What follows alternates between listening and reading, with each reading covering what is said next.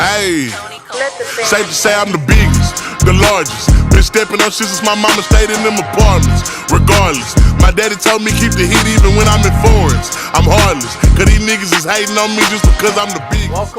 Welcome. We appreciate everybody coming today. We usually have a lot more people at our events. A lot of people canceled, but all the most important people are here today. So that's what matters. That's what matters.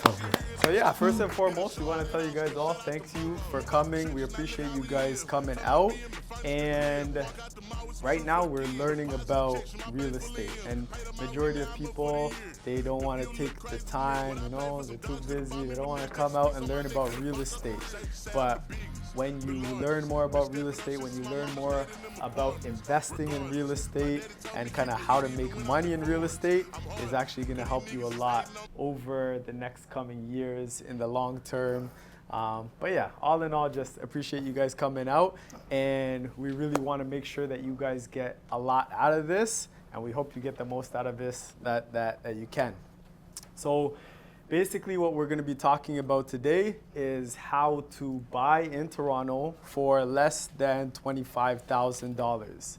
Now, a lot of people have the income, they have the credit, but coming up with the down payment, it's not easy. And we see this often, we see it all across the board. And that's why we're having this event, because what we're going to be talking about, most people don't know about, most people don't know you can do this. And when you actually hear about it, most people say, well, this is crazy. How come everybody doesn't do this? How come everybody doesn't know about it?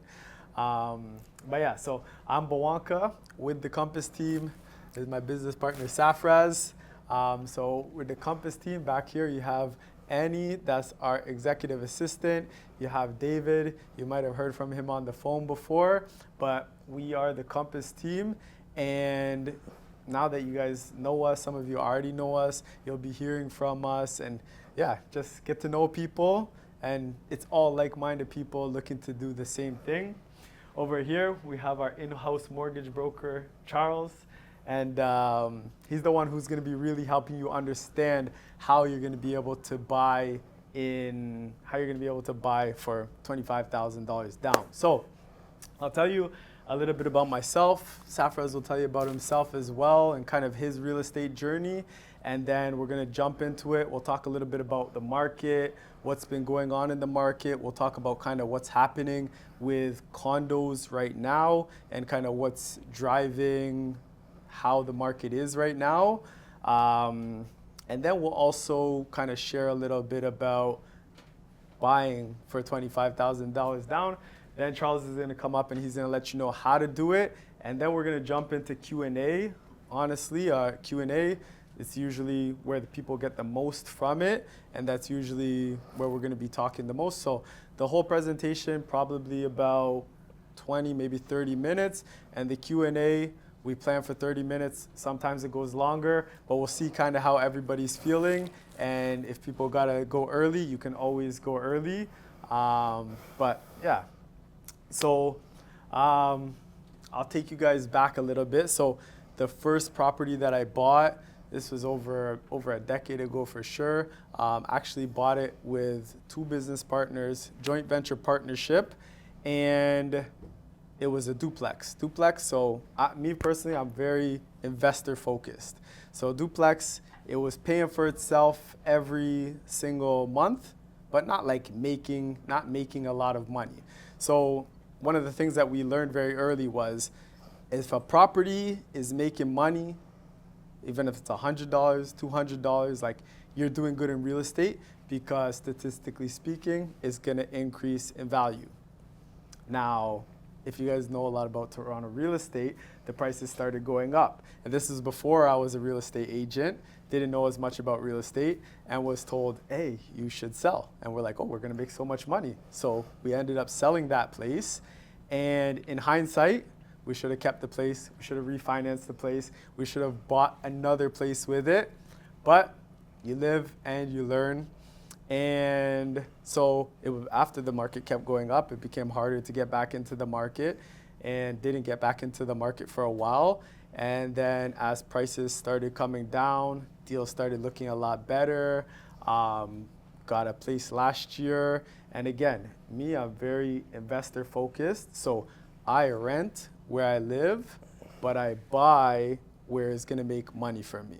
And that's my strategy. Everybody's different. Safraz will tell you his strategy, and everybody is different and everybody's gonna have a different strategy. But me personally, I'm very investor focused, and I would rather rent where I live because you get exactly what you want and your monthly payment is gonna be a lot less than if you own. Whereas you can buy a place, so the place that I bought, buy it for a low price, and the monthly income that's coming in, it pays for itself, plus puts another $2,000 in my pocket every single month. So I like something like that. Yeah, also bought pre-construction in 2028. I do think properties are gonna be worth more. We'll talk about that as well. And if you wanna know more about pre-construction, this brokerage, Royal LePage Signature, we actually have one of the biggest pre-construction departments in all of the GTA. That's actually why me and Safraz transferred here. We were with Keller Williams Advantage before, but we like it a lot better here. And then more recently, got another place with a business partner, and that place is doing really well. I'll talk about it a little bit during the event. But for that place, we actually used the program that Charles is going to be talking to you about. So we'll touch on that in a little bit, but that's kind of my journey and in my real estate, how everything has happened for me. Safraz is a lot different, and he's going to kind of share a little bit about him and his story. Thank you, Blanca. So, Blanca's very investor focused. Me, I started my real estate journey very differently. It actually started in grade 8, very, very long time ago. My uncle, and I'm gonna emphasize that he was a cab driver at the time. He was actually a cab driver for most of his professional life. When I was in grade 8, I saw him buy a bungalow in Toronto that was a fourplex. What he did was he lived in one unit. He had just one child. So he lived in one unit and rented out the 4 units. And I saw him take that and in about 2 years, make some good profit on it, sell it, upgrade to a larger house. And, just to see him being able to do that was very impressive for me. And now he's at, that one has started. Now he's about 5 properties, and he hasn't worked in probably 5 to 10 years. He still calls himself a cabbie. So when you talk to him, he's like, what do you do for work? I'm a cab driver, but he hasn't driven in over 10 years because him starting that initial property and teaching me, in grade 8, a very long time ago, that if you start this early, you get in and you slowly ride the wave, you can kind of change your life and your, the trajectory of not just his life, but many of those around him. Like I always say, I was counting today just to double check. Through my uncle running that for himself, he was able to, very easily teach us what to do. And I would say just within my family directly, he has contributed at least 10 people owning multiple properties, not just one, 10 individual people owning multiple properties. So I saw him doing that. I was raised in Toronto. I have a university education. So I said, if he's able to do that, I should be able to at least closely replicate it. So I was 19 years old. I bought my first pre-construction condo just down the street here on Eglinton. I switched that into buying my first actual home when I was 23. And through that, just those 2 purchases, I was able to basically finance the rest of my purchases. And recently, actually, just very recently, I don't know if I call it my dream home, but I was able to buy my goal home for myself and my family, and thank you. And taking it back, from where I started. One thing I was telling Blanca this week, I was like, my cab driver uncle came. He came and he sat down. And he was very emotional. He's like, see, this is what he said to me was, this is why we came to Canada. So you guys, he's like, we struggled. We came to Canada, so you guys can do this. And he was like so happy. I'm not his child, but he treats me like that. And it was just very ecstatic. So, for us, it's, tell our story, but also, we want to be able to do this for our future generations. And it's not like when I bought in 2013, right? Obviously, prices have changed a lot. We understand. That's why we're here today with Charles to see what we could do with just 25K down. Like Blanca mentioned, a lot of people have great jobs. The down payment now, cost of living is so high. Rent is high, insurance is high, everything is high in Toronto. So how are we going to do that? That's what we're here to discuss today. Okay. So Blanca is going to take us on to a few of our slides. You don't want to tell them about your properties and your philosophy on real estate? Sure. So my philosophy from when I bought my first house, first condo, till very recently, I would say about 2 years, my philosophy was appreciation. If you look at the charts, we're going to look at the charts, you'll see, typically year over year, the properties were going up pretty aggressively, sometimes parabolic where it was just shooting up year over year. So I was always an appreciation kind of guy. If you ask me, I'd say I'd love some cash flow, fantastic.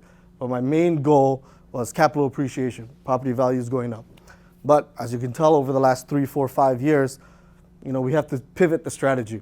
And, like I said, I just bought my dream home or my goal home. I was talking to Blanca, I was like, maybe life in hindsight, 6 to 9 months ago, I should have rented. I would have had a lot more cash and kind of pivot into utilizing something like this to get into a cash flowing item. And which I was able to do. So earlier this year, following Blanca's footsteps, I did buy another property similar to his. We are on average cash flowing $2,000, sometimes $4,000, but I don't want to promise anything I can't, replicate. So we'll call it $2,000. Okay. Throughout this presentation, if you guys have questions, you can always feel free to ask.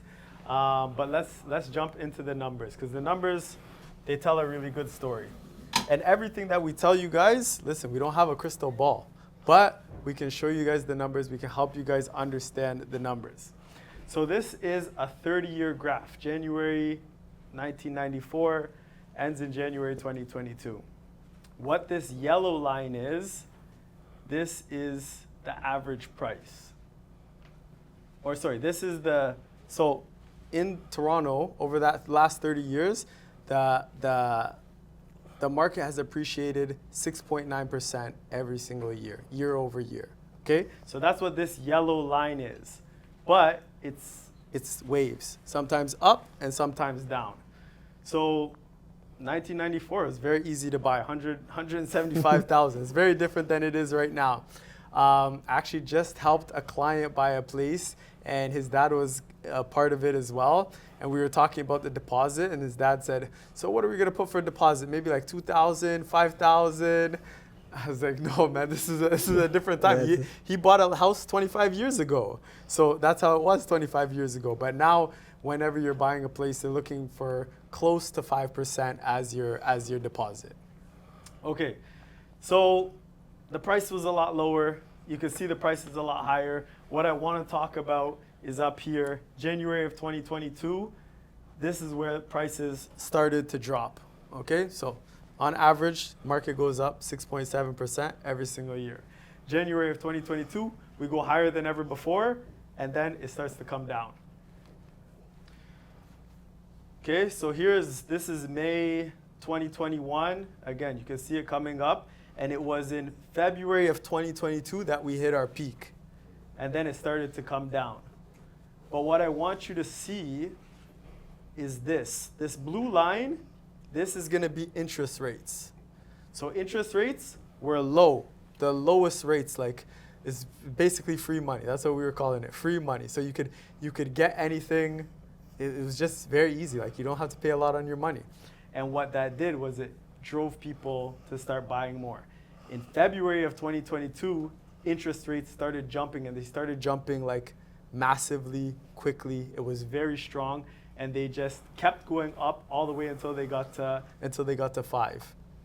And so the whole point of this graph, what I want you to see is, as rates go up, typically prices go down. You can see the price from here to here. Then rates start coming down, and prices do start coming up. But right now, we have a lot of supply. We're like a lot of supply. Like we're in a very heavy buyer's market. So when I told you I bought a place last year, it's because it fell into my lap. It was such a good deal. I'm like, how could I not take this? And then again, for the one this year, even better than last year. How could I not?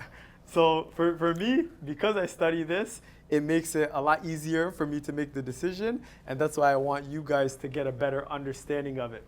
So where we are now, the price, this is the lowest price. The lowest price that we've had in pretty much 5 years. The rate has come down to place, I guess, since it started going up. But we're never going to get here again. But right now, we're already at a comfortable interest rate place. Does anyone have any questions about this? No? Okay. I like numbers. Okay, so Safraz is going to come up and he's going to tell you guys a little bit about more about interest rates, what's happening with them and whatnot. So Blanca mentioned, we hit a super low interest rate. It was during the pandemic, so they had to cut the rates to increase spending. So we saw, I remember at one point my interest rate was 1.45%. And I was like, oh, that's free money, And within 6 months to a year from 2021, I probably saw it at 6.7% on variable. The same 1.45%, right? So we saw huge jumps in cost of ownership. Anything we wanted to, I didn't even buy anything at the time, actually. Whatever my cost was, it just actually doubled and a little bit more. One sec, sorry. For anybody that doesn't know that he was on a variable rate. Okay, correct. So it's not always going to happen like that. Safraz is he's a little bit more risky, but you can also have, if he was on fixed, the payment would just stay the same the whole time. Absolutely, that's correct. Life in hindsight. So if you had a low interest rate, why would you choose to have a variable? Yeah, that's a great question. So at the time, I remember my renewal was coming up. So I had two options, variable or fixed. Variable was 1.45, as I said. Fixed was 3%. 2.99 was what I was offered from one of the big banks. So in my head, naturally, right, I was like, that's a big jump. If just that 1.5% would have increased my payments on that month for maybe 50%. I should have, again, life in hindsight, I have all the knowledge now, but I would have locked in. But at the time, I was like, I didn't anticipate the rates going up this much. I said, you know what, from 1.45, maybe I knew there were going to be rate increases, but I thought maybe we'd settle on a healthy, on average, it's about 3.5%, 4%. I thought we'd settle there, which was totally fine. But when we went almost 3% even higher, that's kind of where the trouble happened. Yeah. Otherwise, life in hindsight, of course. So we did have a recent rate cut of 0.25%. A lot of the economists now, for the future, they are anticipating around 2 more cuts by spring 2026.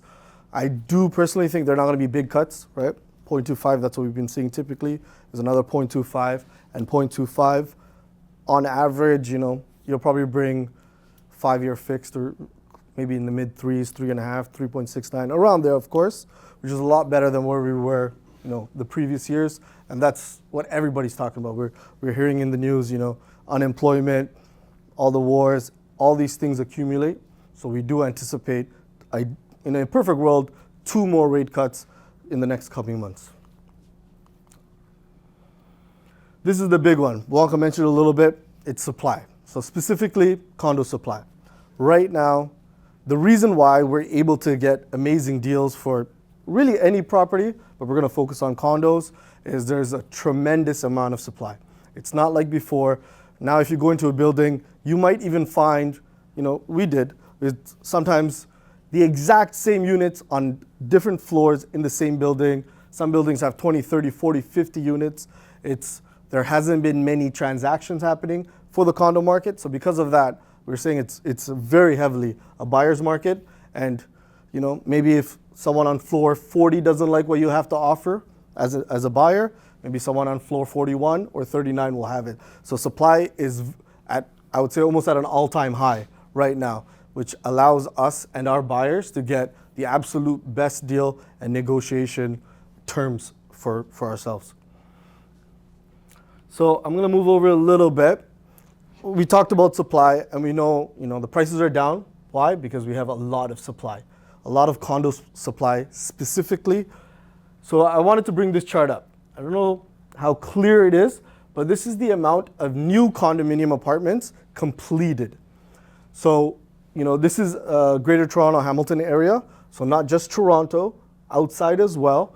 I don't want to go over the past, but just between 2014 and 2024, I would say we were around between, we averaged around 17,500 and we got to close to 25,000.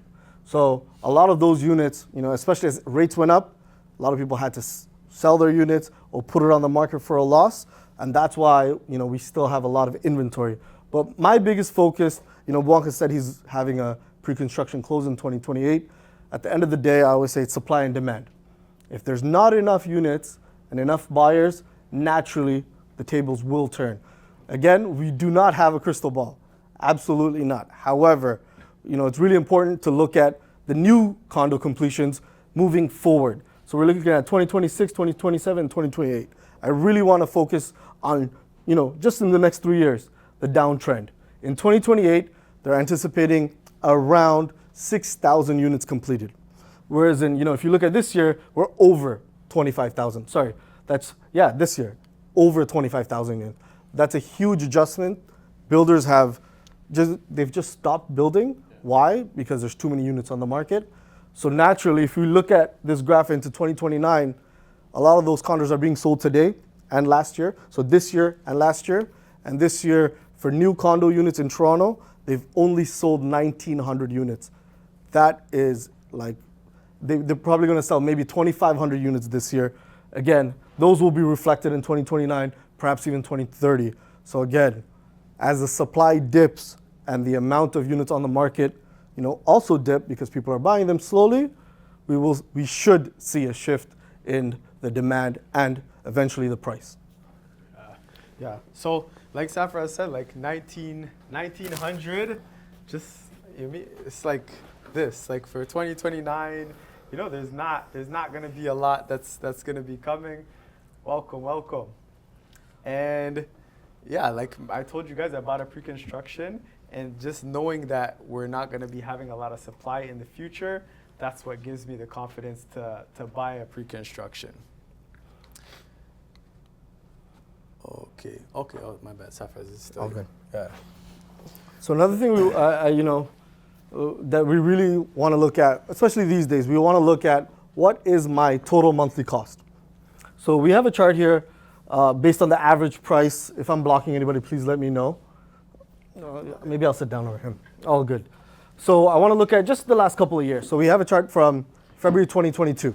So I really want to focus on two numbers. So the purchase price, which was $1,300,000, just a little bit over it. And, this is right when rates were about to come up. So we see 3.3% interest rate, and your monthly holding costs are $5,200. So I just want to focus on the $5,200 and the let's call it 1.3, a little bit over it. Fast forward last year, April. So April 2024. Prices, as you can tell in that graph Blanca showed you, are significantly down to 1.15. So we'll call it about $150,000 less. However, with the increase in interest rate, on average 4.7%, your monthly holding cost is actually the same. So although prices did come down $150,000 on a high level, because the rates are 1.4% higher, your holding costs are exactly the same. However, since last year, so now we're looking at August 2025. So this is very recent information. As we pointed out, this is one of the lowest, actually it is the lowest price since that chart we showed you. So in the last 4 to 5 years, average price, again, this does include houses and condos, is $1,022,000. Again, rates have come down to 3.95% on average. But if you really look at it, your monthly holding cost now is $1,000 a month less, so $4,200 compared to the previous 2 years. We're talking about monthly holding costs. Not only that, whenever you're buying these type of properties, you're putting 20% down typically. So compared to that, you're saving not only $10,000 on the land transfer tax, you're also saving on your down payment. And we always say, right, same thing here over the last 40 years. You buy the house, but you date the rate, right? You have to date the rate. Why? Eventually the rate will fluctuate. You can have a 5-year fixed term, but at the end of the 5 years, you will have to renew in that market's, interest rate, right? So we always say focus on that, but again, it goes to show not only are you saving over $300,000 plus land transfer tax, but your monthly holding costs are $1,000 less. When we look at it, it's the exact same house. Mm-hmm. So the same house. It's not a different product or anything of the sort. It's the exact same house comparatively if you bought it 3 and a bit years ago. So yeah, $300,000 less. That's a lot of money. Okay. Do you guys have any questions about this? I got one. So Okay. is the 5-year the only option? Nope. Short term? No. You can There's go. Charles. Yeah, so the 5 year is not the only option. Absolutely not. In terms of the 5-year fixed, it's not the only option. There is the 5-year variable, right? Which is essentially the same thing as the fixed. The only difference is you are subject to variable payments. So meaning depending on the Bank of Canada announcements, whether they go up or down, your variable rate will then obviously correspond to it, and thus that will reflect in your principal and interest payments that you're making every month, right? And also the reason why some individuals may elect to do a variable versus a fix is because they may have a shorter time span or plan for that property because they know they're either going to flip it in a year or so or refinance in a couple of months. In a couple of years to pull out equity to buy another one. So the breaking penalties on the variable are a lot lower in comparison to the fixed. And then there's the 3-year fixed option as well, right? So same thing as the 5-year fixed, except it's obviously the time span is shorter. In this market, the rate's a little bit lower on the 3-year, and obviously that's more of an opportunity for you to be a little more flexible. That way you're not locked in for such an extended period of time.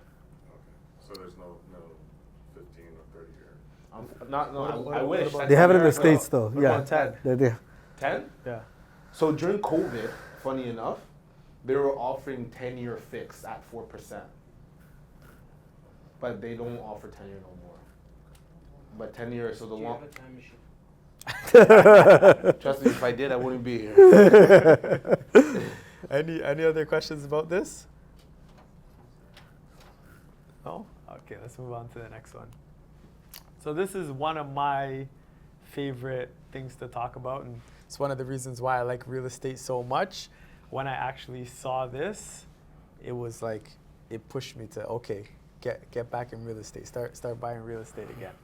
So let's talk about how banks lend, okay? So let's start out with a business. And let's say you have $100,000. You could say 25, it doesn't matter. Let's just, the number here is 100,000. So let's say you have $100,000 and you go to the bank and you say, bank, I got this amazing business plan. I'm making things happen. I'm crushing sales. The bank says, you know what? I really don't want to do it, but because I like you, you got a good business plan. Sure. Okay, you know what? We're going to match your $100,000. There's going to be interest on it. All of these have interest on it. We're not talking about that today. But you have 5 years to pay this off. So you say, okay, now you have $200,000. So you take that $200,000, and now, in order to make your money back, you need to get a 50% return. Does this making sense? Mm-hmm. Okay. So now let's say you like stocks, you like shares. Same thing, you got $100,000. You go to the bank, you say, hey bank, I got $100,000. I got a good tip on crypto. They say, get out of here. But let's say you're doing really well with my stocks. I'm making things happen. Most likely, a bank is not gonna double their money or give you any money for stocks. But let's just say they do. Again, so 100,000, you have 200,000, and to make your money back over 5 years, you need a 50% return. Now, let's talk about property, okay? A typical property over $1.5 million, you need to put down 20%. So let's just say $100,000, and typical, you go to the bank, you say, hey bank, I want to buy this property. They say you have good income, your credit is good, and you have $100,000, whatever. Okay, let's do it. We love properties because the banks, they really believe in a property. So they're going to give you $400,000. So now you have $500,000. And over that 5 years, all you need is a 20% return in order to make your money back. 5, What did I say? 20. My bad. 5 I meant years. 5. Yeah. Okay. Now let's talk about our program. Okay. $25,000 down. The bank is going to put $475,000 into that. Now you have a $500,000 property. To make your money back over a 5-year period, you only need a 5% return.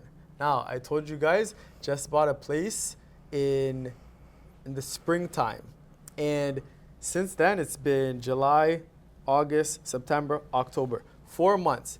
In 4 months, that place has already, it's halfway to returning the money. So over 12,500 in just 4 months. So that's kind of the difference between, you know, traditional businesses or stocks or anything like that when it comes to buying a property. Is this making sense? You guys have any questions?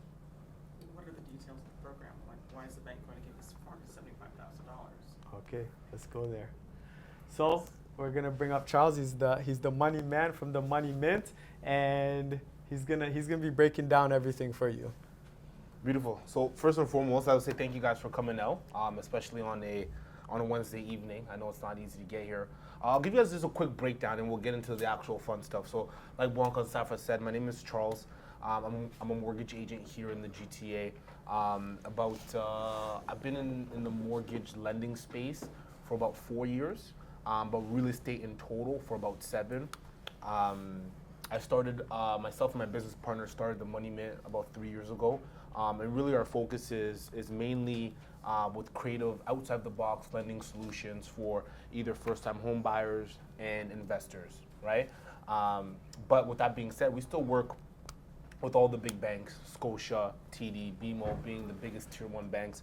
But really where our bread and butter is really just teaching Canadians that to open up your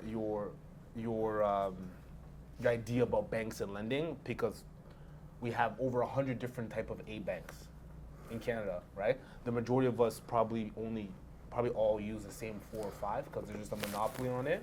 But there are other banks and lenders out there that do billions of dollars in mortgage origination every year and have been around since the 80s, but all they focus on mortgages, and that's where you'll see some of these really niche programs that aren't highlighted or marketed on, you know, Channel 23 or something like that, right? That will get the eyes and attention. So it's up to individuals like myself to really go out there and preach it, right? So we'll do a case study, and this is very much a live case. We're not pulling these numbers. There's a few people in this room that can also speak to it that have also used this program as well, which I love about it the most, right? Let's just take a very basic, easy numbers, all right? Let's say we're buying a $500,000 property, which is a respectable condo that you can now get in the GTA, right, guys? Yeah. Absolutely. So standard 1 bedroom. Perfect. So minimum down payment for a $500,000 condo, if you're a first-time home buyer, is your 5%. So that's $25,000, right? Your mortgage on that is $475. Unfortunately, in Canada, there is an insurance premium that you pay. So there's 3 insurers. There's CMHC, there's Canada Gentworth, all right? Canada Guarantee, excuse me, and then Sagen, right? These 3 insurers, all right, insure the mortgage, which is why there's an insurance premium which allows you to only put down 5%. In total, your mortgage, your total owing is now $494, right? It's built into it, right? A monthly payment, we'll just say monthly, but again, it doesn't have to be monthly, bi-weekly accelerated. These are something that you guys can do on your own, all right? Amortized over 30 years. So as of December 15th of 2024, excuse me, now first-time home buyers can extend the amortization to 30 years. Previously, it was only 25. What does amortization mean? That's just the length of time it takes to pay down the mortgage to 0, right? So the shorter the amortization, the larger the payments because you're squeezing it down in a shorter period of time. The longer the amortization, you're stretching those payments out a little bit longer, which means the absolute payments comes down. Ideally, it helps with affordability and things of that nature. All right. Based off this is a program. This is the promo, by the way. 5-year variable at the time, 4.85%. Okay, and I'll double back to that because that's not realistic in terms of if it wasn't part of the program that we'll get to. There are rates obviously much lower than that, so we're going to double back. But let's hold on to that 4.85 number. Your estimated monthly mortgage payment just on that alone is just over $2,600 a month, right? You throw in your condo fees, estimated property taxes, your overall carrying cost is about $3,200. Okay, everyone following me? Now here's the good stuff, right? Down payment, $25,000. You know, legals around $2,500 plus or minus a couple $100, depending who your law firm is. More tax, right? So in Canada, there's a tax on the insurance premium, right? So the government of Canada does tax you on the insurance premium that you're charged. That's 8%. So in this deal, it equals up to $1,520, right? And depending if you're buying in Ontario or Toronto, we have our land transfer tax, right? As we know, in Toronto specifically, not the GTA, but Toronto, thank you, Blanca, right? There's a double land transfer tax, so you get hit twice, right? In comparison, if you're GTA or anywhere else in Ontario, you're just paying the singular land transfer tax, right? So in this case, the land transfer tax in on just Ontario would be $6,475. In the Toronto core, it will just be a hair over 12 grand, meaning the overall total owing, right? If you were to do a straight deal, if you're buying a $500,000 condo in Toronto, would be $41,970. That's how much you need to bring to the table, right? Now, there are a handful of lenders, all right? Sorry, let me not skip. If you're a first-time home buyer, you get a rebate. $4,000 outside of Toronto. If you're buying in Toronto, $4,475, right? That's the rebate that you get off the land transfer tax if you purchase your first home. There are other exemptions that allow those who already purchased a home in the past to still get the rebate if you've been through a divorce or a spousal separation. Excuse me, it doesn't have to be a legal divorce, but even breaking up of common law. If you haven't owned a property in over 4 years, so let's say you sold a property in 2010 and now you're getting back into the market in 2025, you'd still be considered a first-time home buyer. So you can still take advantage of that rebate as well. That's a good point to notice. Now, there are some lenders, a handful of monoline lenders, right, outside of the big five, so RBC, Scotia, TD, BMO, National Bank, and CIBC, that will offer you 3% cash back on the loan amount, the overall loan amount. So that includes the insurance premium. So if you take 3% of $494,000 in this case, that gives you a cash back of $14,820, right? 3%. That is applied directly on the day of closing and can be allocated to whatever you would like. Whether that be directing it if you have, high interest debt you want to clear up. Your lawyer can clear off debt. If you want to put it towards, like you said, additional down payment, right? It can go to your additional down payment. If it wants to cover closing costs and things like that, the choice is yours, right? A new car? No. Not a new car. I wouldn't advise you to buy a car when we're about to close on a property, right? Unless you're going to do it cash, right? So now, if you actually deduct the $14,820, irregardless of whether it's outside of Ontario or Toronto, now it goes down to $22,675, all right, and $16,675, right? Now, this was a trick or a metric that we used strategically, right? People aren't doing this all the time, right? But let's say in Blanca's case, for him, he just wanted a higher rate of return. So the less money out of pocket for Blanca, the better, because he knew this was an investment for him, right? An Airbnb style condo, correct?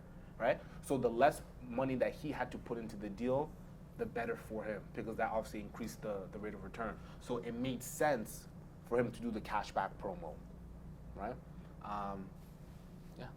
Sorry, I went through that pretty quickly. I hope that didn't confuse anyone or No, anyone. that's great. Right? Now, I did say I was going to double back to the rate, right? I'll be honest, 4.85, don't think that's a going rate in the market. That's not competitive, right? Which I said I'm not recommending this for everyone, all right? But 4.85 and you are putting down maybe out of pocket 50% less is not a bad trade-off, right?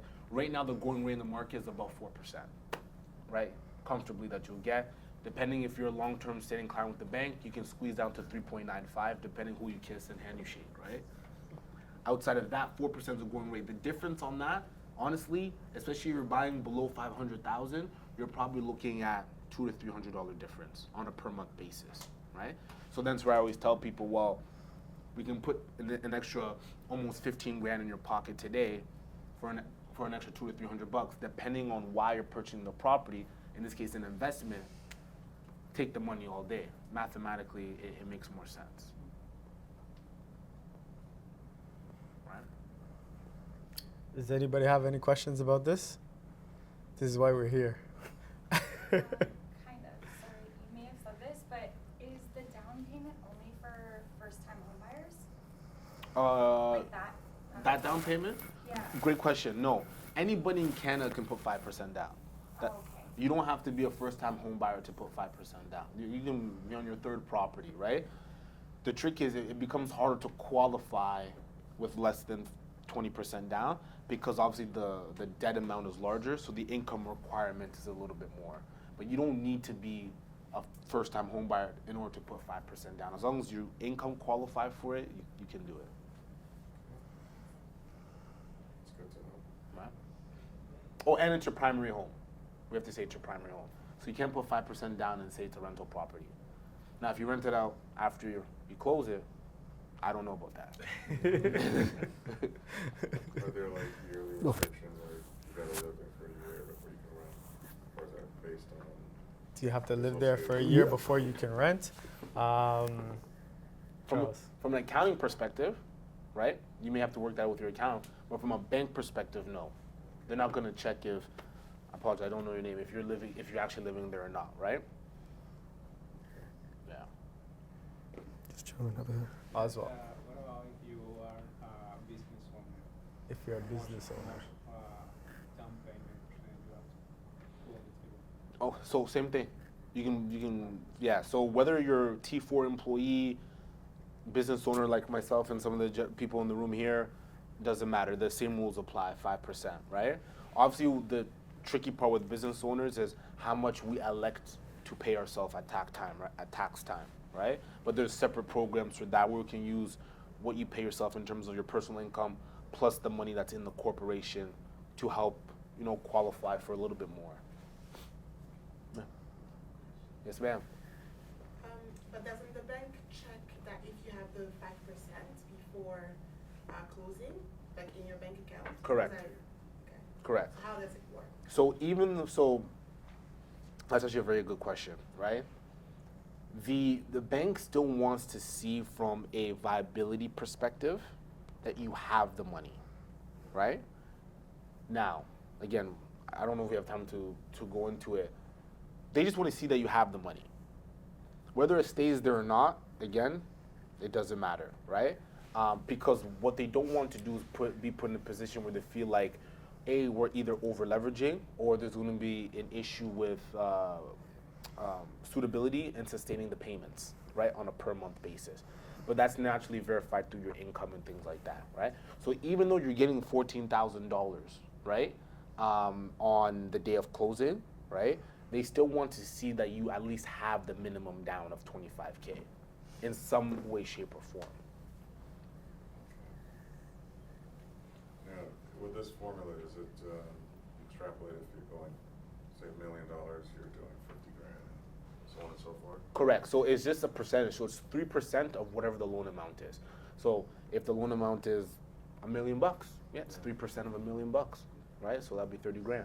Yeah, the reason we did 25,000, again, as your typical getting into the market, 1-bedroom condo downtown, 500,000. It's a nice round number, so that's what we used.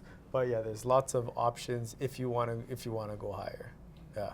Now, the other question I have is it different the further out of the GTA you get as far as the market? Is it like the numbers, do they look at it differently? Outside of the purchase downtown? price. Okay. No, outside of the purchase price, it's policy. It's black and white, just 3% of whatever the loan amount is, and that's the cash back. Just has to be in Ontario. It just has to be in Ontario. Any differences for property type, condo, single family, town, or is it all treated the same? All treated the same. All treated the same. Farm? Farm is different as long as it's livable, right? So banks will start. Actually, it's a tier 1 bank, so it'll be fine. Farm will be fine, but if there's livestock on the farm or anything like that, most banks are going to have some problems with that, and also depending on the sewage system, right? So the farthest most tier 1 banks would do is like well and septic, right? Anything outside of that, they're probably not going to want to finance a farm. Right. So wait, you said if there's livestock on it, On the farm, they're not, okay. most tier 1 banks. There's a different segment of the bank that'll take care of that because now it's considered commercial, right? Because what are you doing with that livestock now, right? So that's a little bit different. Your typical residential bank, they have to go to a commercial department to finance something like that. Okay. Yeah. Yes. So I might have 2 questions. So on your, can you pull up the numbers on the screen again, please? When you get to the cashback section of 14,000, Yep. if you decide to put it back into your mortgage, Mm-hmm. I guess at closing time, so would that just be a straight 14 grand minus the 494? No, so you can't put it back into the mortgage. You must use it. Yeah. But then you could just get a better rate if you Yeah, don't need the 14,000. If you're not taking the 14,000, you could just get a better rate and Correct. just do a typical mortgage. Like they're not going to give you the 14,000 for you to pocket it and just to put payments back onto the mortgage, like to decrease the loan amount, right? They want you to use the money. Use it for anything except your mortgage payment? Correct. But you're kind of defeating the purpose if you put it back in because you should just do a typical mortgage if you're going to do that. Okay, so I think that dives into my second question. So if they want you to use the money Mhm. or whatever, you have to declare right there and then at closing what you want to use it for, because where I was going with it is if you can't put it back into your mortgage to decrease it, can you apply it to like, I'm assuming that you're going to negotiate some sort of pre-privilege, but Payment privilege? yeah. So yeah, not to get confused. So before you even get the, like, in order to get the approval, they're going to ask me what you need the cash back for, right? So we will know well in advance before closing where that money is going, because that's something I have to relay over to them in order to get the approval. Okay, so if I just say I want to use it, okay, you're negotiating, you're going to put some prepayment plan in the clause. I want to take it for. Here's the difference. The lawyers are going to direct where that money goes. So legally, you're never going to actually tangibly touch the money, right? The lawyers will direct where those funds go. So whether it be paying out credit cards or lines of credit, the lawyer will pay that on your behalf, right? And it has to be a debt though. It has to be a debt. It doesn't have to be a debt. I'm just giving you examples, Okay, yeah. right? If it's to cover closing costs, no problem. They'll just deduct that from the net advanced, right? And that means you just have to bring less at the closing table, right? Can the lawyer negotiate maybe putting that 14 grand into like maybe tax-free savings? No. What are some, to her question, what are some approved uses Mm-hmm. of that cash back? What are some other approved uses other than the closing cost and debt? I'll be honest with you. That's That's pretty much it. But the thing you gotta keep in mind too is like your closing costs. You're gonna be paying that cash. So if you're not paying your closing costs anymore, you're keeping that cash now. No, just curious because of her Yeah. question. Yeah, absolutely. That's more or less it.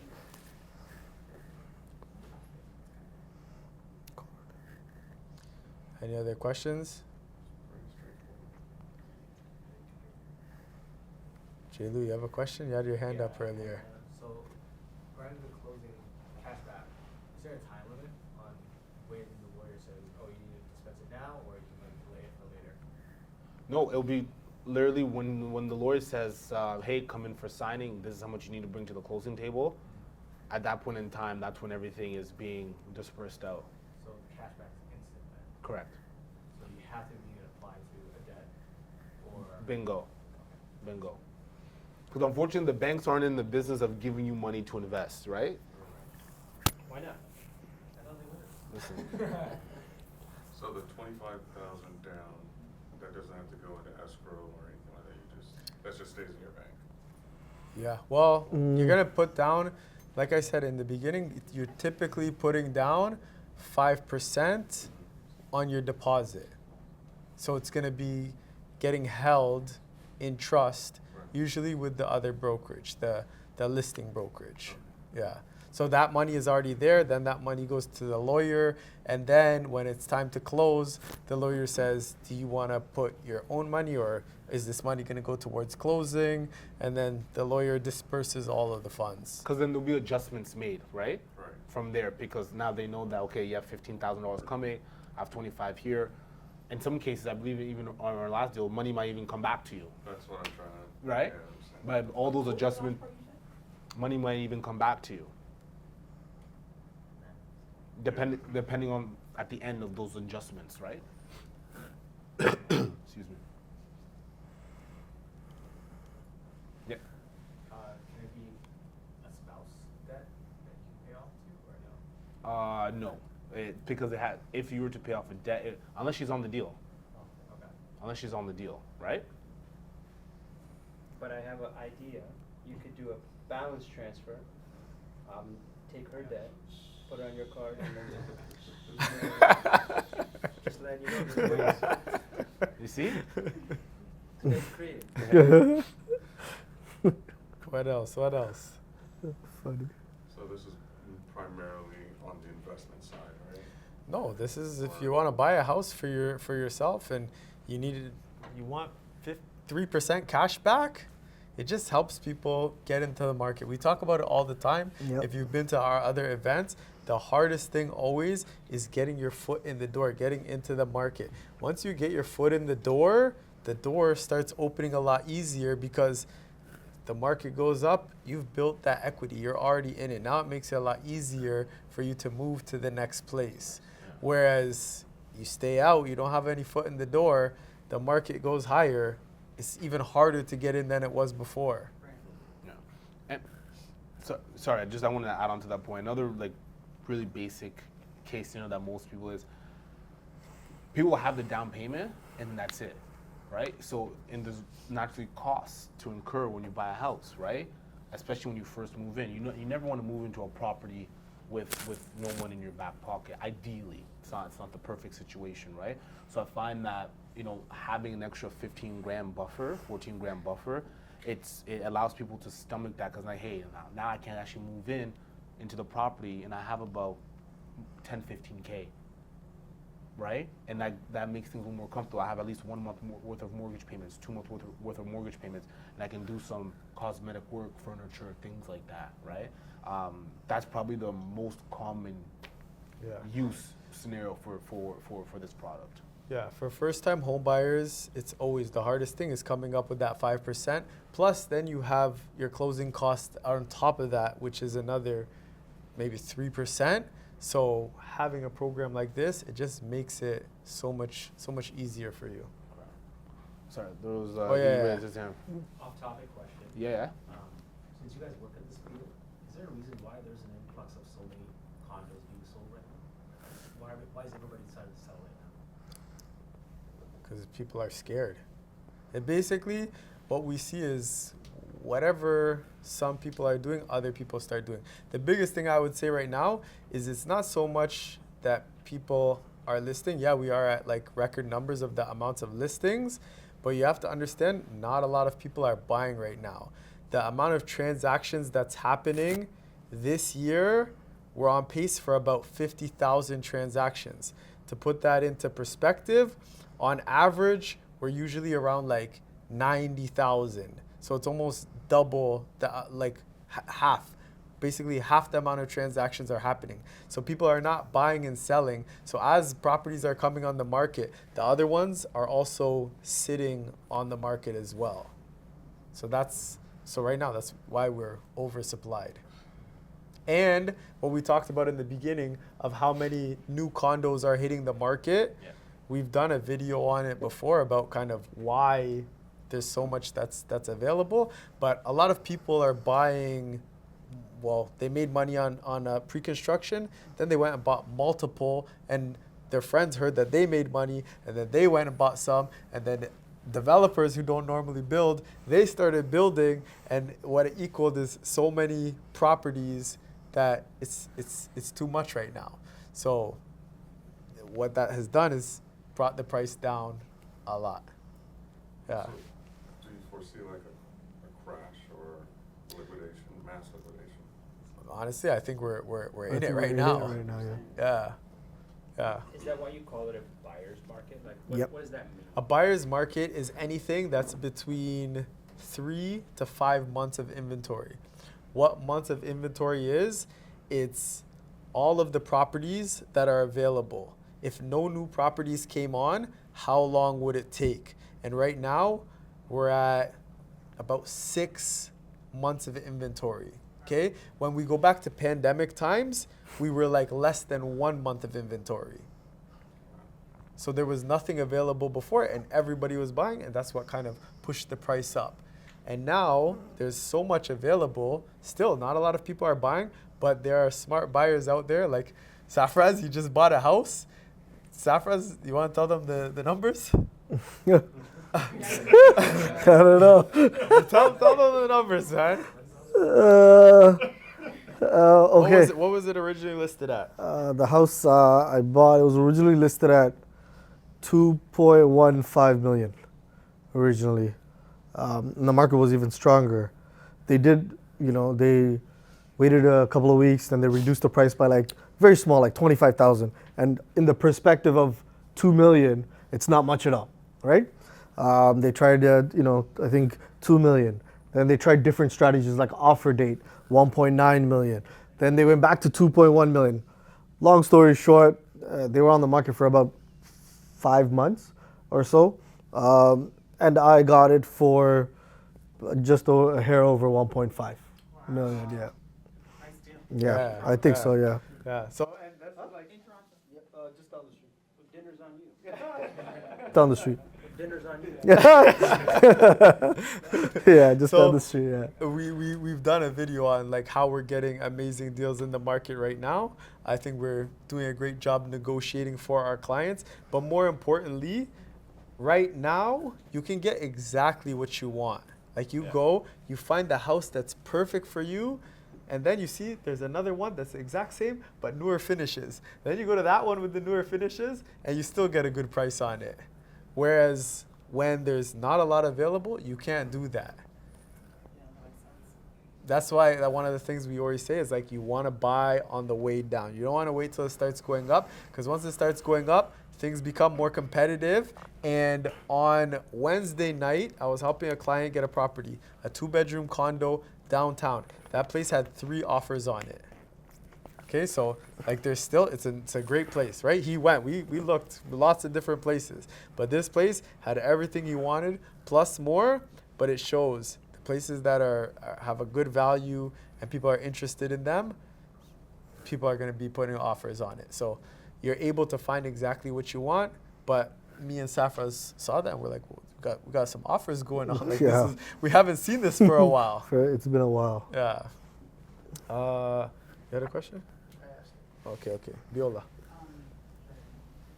Sorry. Do these numbers change if the cashback anything change if it's more than 5% down?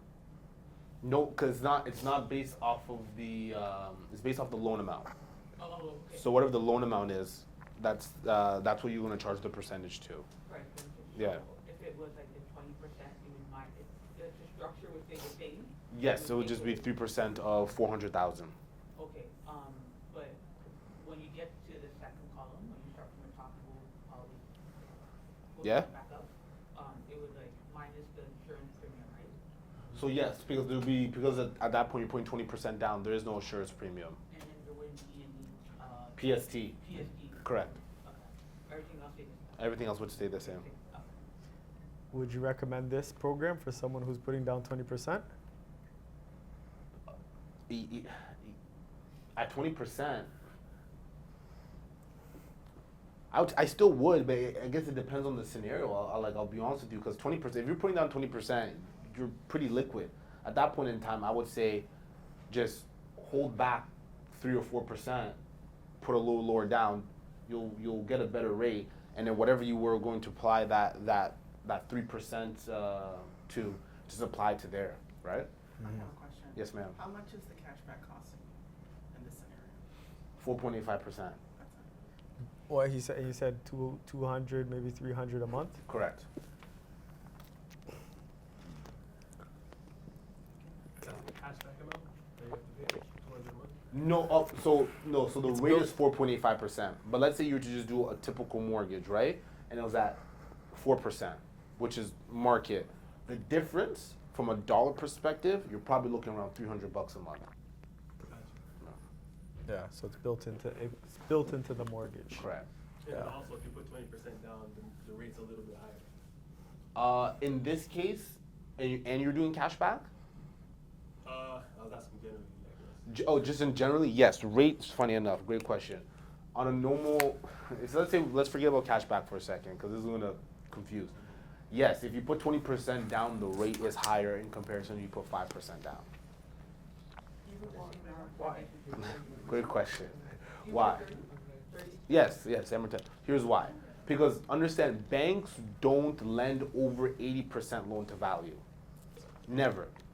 But then your question is like, well, then how can I put 5% down? It's because the insurer insures the mortgage. So in case you were to default, the bank is going to get paid out their 80% regardless. Hence why you have that insurance premium that you pay. So in the bank size, it's less risk for them, right? When you put 5%, because they're not responsible to come after you for the default. The insurer is, and the insurer will pay out the bank 100% of the time. So they don't mind giving you a lower rate, right? Whereas if you're putting 20% down, now 100% all liability is on the bank, right? Rate is one thing, but your payment will still be cheaper, obviously lower, excuse me, if you put down 20%, naturally, right? But yeah. Is the 5% applicable to the amount you qualify or you afford? Say that again? Does this apply to the amount you qualify for or the amount that you can afford? Qualify. Affordability is obviously, it'll be subjective from person to person, right? But 5% is naturally whatever that loan amount is, whatever we can actually qualify you for. Up to 1.5 million. Yeah. And it starts getting higher as you go over 500,000. So the first 500,000 is, you want to Yeah, explain the it? first, so when it comes to buying, let's say, a $600,000 property, right? A lot of people say, oh, it's just 5%. No, so it's only 5% for the first 500,000. And then every dollar over 500,000, you have to put 10% down. So if you, let's say you're buying a $600,000 property, right? 10% on the delta, so 100K, is only 10K. So the lowest down payment on a $600,000 property is 10 plus 25. You're looking at 35,000, right? Okay. So in this scenario, the cashback is only on the first 500? No, the cashback So the is total on amount? it's on the mortgage, right? Or Total the loan amount. purchase price or mortgage amount? Mortgage amount. Yeah, whatever the mortgage is, 3% of that. Yeah. Mm-hmm. And there's a cap of 5. Yes, sir. Can you take the down payment, can you take it from like an RSP or something like that? Yeah, of course. So one of the incentives of buying your first home or being qualified as a first-time home buyer is that you can withdraw from your RSP tax-free. And then recently that was increased to $60K per couple, so per spouse, I should say. So husband and wife, boyfriend and girlfriend, doesn't matter. You can each pull $60K for a total of $120. Yes. And can you use the 3% to reimburse whatever you pull from the RSP or no? No.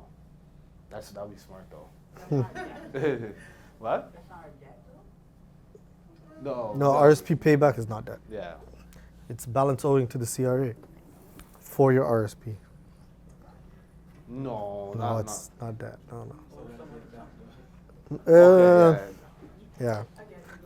yeah. It's a little different. Cool. Any other questions? No? Okay, one more. I know this case study is for a condo, but do you have it for a house as well? Because on the first column, the second half of it wouldn't apply to a house, right? No. You're talking about the condo fees. Yeah, condo. Besides the condo fees, everything else. Yeah, everything will stay the same. You'll just minus the condo fee, $450. And you can throw in your heat, electricity, so call it $300. Yeah. Right, and then you take out the condo fees. But then also you're gonna be pretty far from Toronto if you're buying for $500,000. Unless you go to Oakville and get a condo. There's some cheap fun condos out in Oakville too. Any other questions? No? Okay. Okay, so one thing we have for you guys, take this home with you. This is a book that me, Safraz, and some of our colleagues put together. Teaches you how to buy, sell, and invest in real estate. So take that home with you, read it. It's like written very easy for you to read. And one thing that we have, everybody has a pen, everybody has a survey. We want to go through this really quick with you just to find out kind of a little bit more and to better help us in the future. So date, name, phone number, email.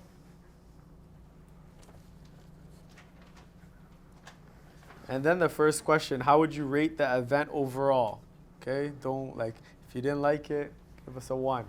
If you liked it, give us a 5. If it's somewhere in between, give us somewhere in between. Our goal with every event that we do, we want to make the next one better. Was the topic valuable? Did you learn what you come here to learn, or did you even learn even more than that? What other topics do you want to cover in the future? If you want to find out more about investing, things like that. Airbnbs, how you can make more money with Airbnbs. We're actually going to be doing that on our next event, probably late November. Would you like a real estate action plan? Now, what a real estate action plan is, it's basically we sit down together, it takes 15 to 20 minutes. We find out what you're trying to accomplish in real estate. We see if we might be able to help. The reason I say might, we're not always able to help everybody. And then we find out a better understanding of what you're looking to do and see if we can move to the next steps. And if you are looking for a real estate action plan, when is usually good for you? Morning, afternoon, evening. Yeah. Again, so one thing for sure, so just if you don't know, me and Safraz are real estate agents. We help you find the house. Charles is the mortgage broker. He helps you get the money to buy the house. So that's how kind of we work together. But again, we really do appreciate everybody coming out. We're gonna be in the kitchen to talk to you, to answer any more questions that you do have. We know some people do gotta get out of here, so we appreciate everybody for coming today. Thank you. Thank you. Thank you. So a lot of people don't think that they can buy for less than $25,000 down in the GTA. We just did an event about it. We had an amazing turnout and there were so many questions. People learned so much. And you know, we always say, the more you know in real estate, the more you can do. So we talked a little bit today, very little bit, about how we have clients and some of ourselves making cash flow of over $2,000 a month. Yeah, so our next event is gonna be about Airbnb. It's gonna be about short-term rental and really teaching you how you're gonna be able to make a lot of money, own a really good asset, and still be cash flowing every single month. Stay tuned for that. It's gonna be late November.